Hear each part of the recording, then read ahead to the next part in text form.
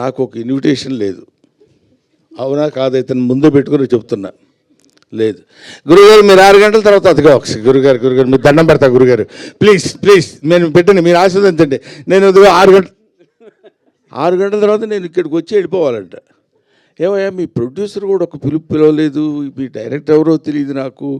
పోనీ సినిమాలో యాక్ట్ చేయకపోయాను, వాళ్ళు ఎవరన్నా వాళ్ళు కూడా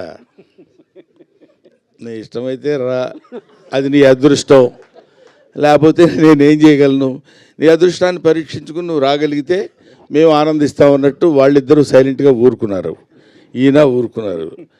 నేను ఇక్కడికి వచ్చిన రీజన్ ఏంటంటే ఒక్క విషయం ఈ అందరి తరఫున చెప్పాల్సింది.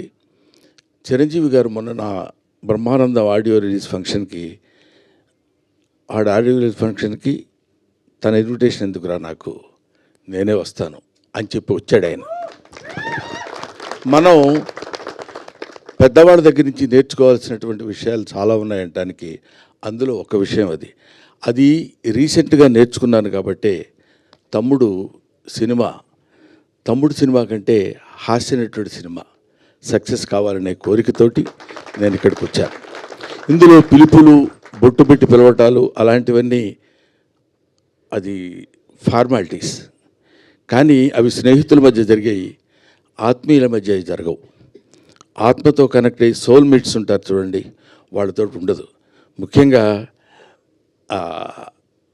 ఈ నెల రోజుల నుంచి, ఒక 15-20 రోజుల నుంచి ఇతను ఎంత శ్రమ పడుతున్నాడో, ఎంత కష్టపడుతున్నాడో. ఆల్మోస్ట్ ఒక మాటలో చెప్పాలంటే అతను కొంచెం బాధపడ్డా సరే ఏకాకిగా తిరిగాడు, ప్రతి వాడి దగ్గరికి వెళ్ళాడు, ప్రతి వాడిని పట్టుకున్నాడు. ఎంతమంది అన్నలు ఉన్నారా నీకని అడిగాను నేను.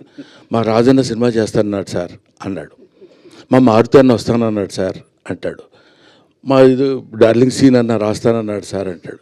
ఇలాగా తన్ను తాను అందరితో కలిసిపోయి తన ప్రతిభని ప్రదర్శించి భగవంతుడు నిజంగా ఇందాక సరదాగా జోవియల్గా చెప్పారేమో నాకు తెలియదు, కానీ బయట పూజలు చేస్తాడని మన మారుతి గారు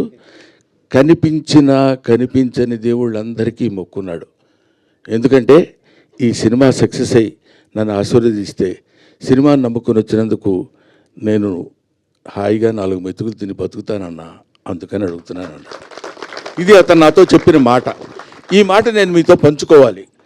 అందుకోసమని నేను ప్రత్యేకంగా ఈ సినిమాతో నాకు సంబంధం లేదు, ప్రొడ్యూసర్తో సంబంధం లేదు, డైరెక్టర్తో సంబంధం లేదు, డబ్బులు ఇవ్వలేదు. అయినా సరే నేను ఒక హాస్యనటుడు ఎప్పుడు ఒంటరి అవ్వకూడదు. ఎవరైనా ఒంటరిగా ఉండొచ్చు. ఎందుకంటే అండి ఒక చిన్న మాట చెప్పాలి. తెల్లవారు లేస్తే మిగతా హీరోలందరూ, హీరోయిన్స్ అంతా ఎలా ఉంటారో నాకు తెలియదు, విలన్స్ ఎలా ఉంటారో తెలియదు, కానీ కమెడియన్స్ మాత్రం మిమ్మల్ని ఎలా నవ్వించాలి, మామూలుగా ఉన్న ఫేస్ కూడా వికృతంగా పెట్టడానికి ట్రై చేస్తాం. అదిగాది గారు అనాలి అంటే నవ్వుతారేమో ఆశ. అలాంటి అనేక రకాలైన ఎక్స్ప్రెషన్స్ పెట్టి మిమ్మల్ని నవ్వించి మీ ఆశీస్సులు పొంది 10 కాలాల పాటు బతుకు తెరువు సాగించాలనుకునే నటుల్లో హాస్యనటుడు ఒకడు. కాబట్టి హాస్యనటుడు ఎప్పుడు ఒంటరి వాడు అవ్వకూడదు, వాడికి అందరూ ఉండాలి. ఎందుకంటే అతని ప్రవృత్తి, అతని వృత్తి ఏంటంటే మనల్ని నవ్వించడం. అటువంటి పవిత్రమైన పనులు చేసేటువంటి వాళ్ళని హాస్యనటులు అంటారు. కాబట్టి మాతృదేవోభవ, పితృదేవోభవ, ఆచార్య దేవోభవ, హాస్యనట దేవోభవ. Thank you very much. నాకు ఈ అవకాశాన్ని కల్పించిన మిత్రులందరికీ నా హృదయపూర్వక నమస్కారాలు తెలియజేసుకుంటూ, ముఖ్యంగా ఇందాక ఆయన పొడుగ్గా ఉన్నారని పేరేంటి, ఎస్కే పేరు చెప్పరా మీరు? ఏమండి అయ్యా, ఏదో ఒకటి చెప్పండి సార్. ఎస్కే శ్రీనివాస్ కుమార్. ఎందుకు చివరిలో? నాకు ఇంగ్లీష్ వచ్చు. అది శ్రీనివాస్ కుమార్ నాయుడు గారు నా గురించి 2 ముక్కలు చెప్పారు. నిజంగా దానికి ప్రత్యేకంగా గుర్తుపెట్టుకుని ఆయనకి నేను థ్యాంక్స్ చెప్పాలనిపించింది. ఎందుకంటే ఆ మాటలు ఏవో బ్రహ్మానందం గురించి 2 ముక్కలు చెప్దామని కాకుండా those words comes from the heart and hearts of him. అది ఇలాంటి వాళ్ళ యొక్క ఆశీస్సులు ఉన్నంత కాలం బ్రహ్మానందానికి తిరిగే ఉంది, బ్రహ్మానందానికి బాధే ఉంది. ఒకటి ముఖ్యంగా ఈ సినిమాలో నాకు తను ట్రైలర్ పంపించాడు. ట్రైలర్ పంపించినప్పుడు చూస్తే మా అప్ప ఉంది అక్కడ.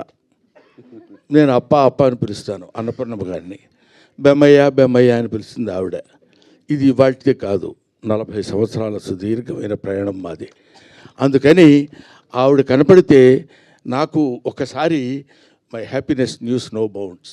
ఎప్పుడో 4 decades బ్యాచ్ తిరిగి తిరిగి అటు తిరిగి ఇటు తిరిగి, అప్పట్లో ఒక చోట సినిమాలు ఉన్న రోజులు కాకుండా రోజుల్లో ప్రతి చోటుకి వెళ్ళి కష్టాలు సుఖాలు పంచుకుని ఒక ముద్దలు పంచుకొని తిన్న బ్యాచ్ మా అప్పది.